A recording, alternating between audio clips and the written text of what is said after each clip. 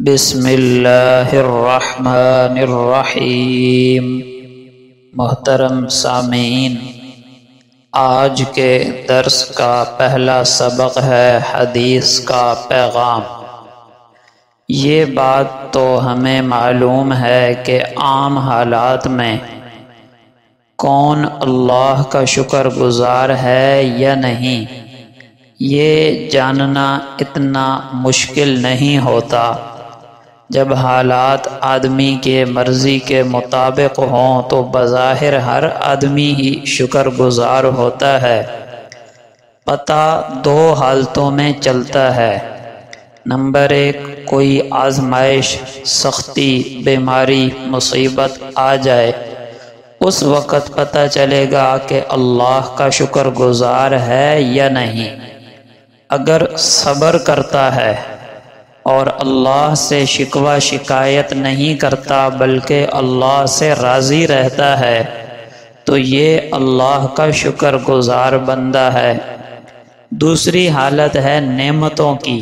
جب کوئی خوشی کی خبر ملے یا اللہ کی طرف سے کوئی دنیاوی بڑی نعمت، مال و دولت عطا ہو، اس وقت پتہ چلتا ہے کہ اللہ کا شکر گزار ہے یا نہیں۔ اگر اس مال و دولت میں، اس نعمت میں گناہوں میں پڑ کر، عیاشیوں میں لگ کر اللہ کو بھول گیا تو یہ ناشکرہ ہے، اور اگر اس نعمت کے باوجود اللہ کو یاد رکھتا ہے تو یہ شکر گزار ہے۔ تو ان دو حالتوں میں، یعنی مصیبت اور تنگی کی حالت میں اور راحت اور نعمت اور خوشی کی حالت میں، اللہ کو یاد رکھنا کتنا بڑا عمل ہے، اس کے لیے یہ حدیث سنیے۔ امام الانبیاء صلی اللہ علیہ وسلم کا پاک ارشاد ہے کہ قیامت میں سب سے پہلے جن لوگوں کو جنت کی طرف بلایا جائے گا، سب سے پہلے جن لوگوں کو جنت کی طرف بلایا جائے گا، یہ وہ لوگ ہوں گے جو تنگی اور کشادگی دونوں حالتوں میں اللہ کی حمد اور اس کا شکر کرتے رہتے ہیں۔ یہ روایت مستدرک حاکم میں موجود ہے۔ آج کا دوسرا سبق ہے گناہ کا بیان۔ لیکن پہلے یہ سمجھیے کہ سوشل میڈیا جہاں بہت سارے فوائد اور آسانیاں لے کر آیا ہے، وہیں اس کے بہت سے مفاسد اور نقصانات اور گناہ بھی ہیں۔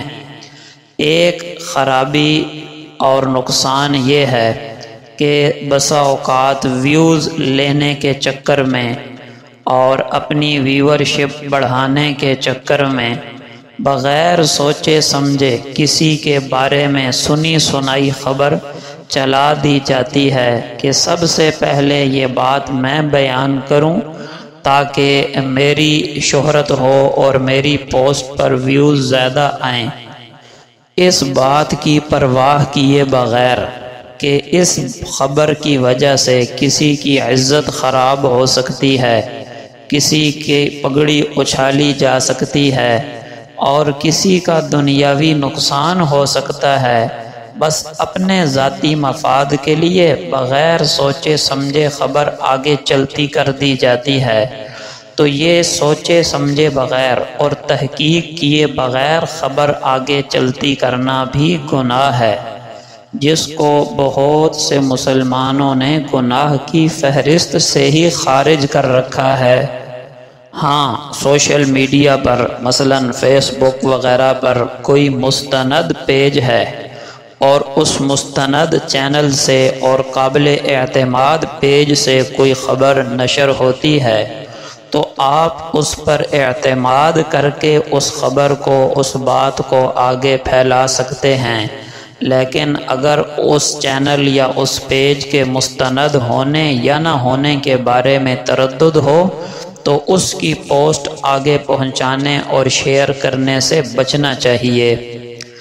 اب روایت سنیے۔ رسول اللہ صلی اللہ علیہ وسلم کا پاک ارشاد ہے، اور اس روایت کو صاحب مشکات نے نقل کیا۔ فرمایا کفا بالمرء کذبا ان یحدث بکل ما سمع، کہ انسان کے جھوٹا ہونے کے لیے یہ بات کافی ہے کہ وہ ہر سنی سنائی بات کو بلا تحقیق آگے بیان کر دے۔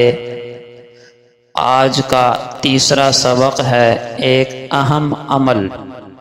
رسول اللہ صلی اللہ علیہ وسلم کا پاک ارشاد ہے جو آپ نے عبداللہ ابن خبیب رضی اللہ عنہ کو فرمایا تھا، فرمایا تم روزانہ صبح و شام 3 مرتبہ سورہ اخلاص اور معوذتین پڑھ لیا کرو۔ معوذتین سے مراد ہے قل اعوذ برب الفلق پوری صورت اور قل اعوذ برب الناس پوری صورت، صبح و شام 3 دفعہ پڑھ لیا کرو۔ فرمایا یہ صورتیں ہر نقصان دینے والی چیز سے تمہاری حفاظت کا ذریعہ بن جائیں گی۔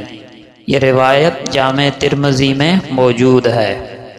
آج کل دیکھا گیا ہے کہ عام لوگ اور مسلمان ذرا سی گھر کے اندر کوئی پریشانی ہو، کوئی مالی تنگی ہو تو دوڑتے ہیں عاملوں کے پاس اور ان سے وظیفے لیتے ہیں اور تعویذ بھی لیتے ہیں کہ ہمیں کوئی وظیفہ بتا دیں، کوئی تعویذ دے دیں، پیسہ بھی برباد کرتے ہیں۔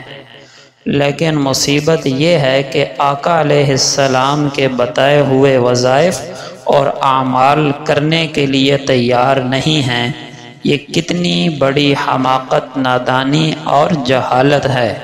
کسی عامل کے بتائے ہوئے وظائف یقینی نہیں ہو سکتے، لیکن اللہ کے نبی کا بتایا ہوا وظیفہ 100% حق، سچ اور یقینی ہے۔ آج کا چوتھا سبق ہے گناہ کا نقصان۔ گناہ کی ایک نحوست یہ بھی ہوتی ہے کہ گناہ کی وجہ سے دل اور جسم کمزور ہو جاتا ہے۔ دل کی کمزوری تو ظاہر ہے کہ نیک کاموں کی ہمت گھٹتے گھٹتے بالکل ختم ہو جاتی ہے، اور جسم چونکہ دل کے تابع ہے اسی لیے وہ بھی کمزور ہو جاتا ہے۔ یہی وجہ ہے کہ بظاہر تندرست اور قوی نظر آنے والے کفار بھی صحابہ رضوان اللہ علیہم اجمعین کے مقابلے میں ٹھہر نہیں سکتے تھے۔ آج کا 5واں اور آخری سبق ہے ایک فقہی مسئلہ۔ وہ انجیکشن جو رگ میں لگایا جاتا ہے اس سے وضو ٹوٹ جائے گا، کیونکہ سوئی کے رگ میں پہنچنے کا یقین اس وقت ہوتا ہے جب سرنج میں خون آ جائے۔ جب تک سرنج میں خون نہیں آتا اس وقت تک دوا بدن میں داخل نہیں کی جاتی، اس لیے رگ میں انجیکشن لگانے سے وضو ٹوٹ جائے گا، کیونکہ اس سے خون کا نکلنا یقینی ہے۔ اسی طرح انجیکشن کے ذریعے خون نکالنے سے بھی وضو ٹوٹ جاتا ہے۔ آج کا درس مکمل ہوا۔ وما علینا الا البلاغ۔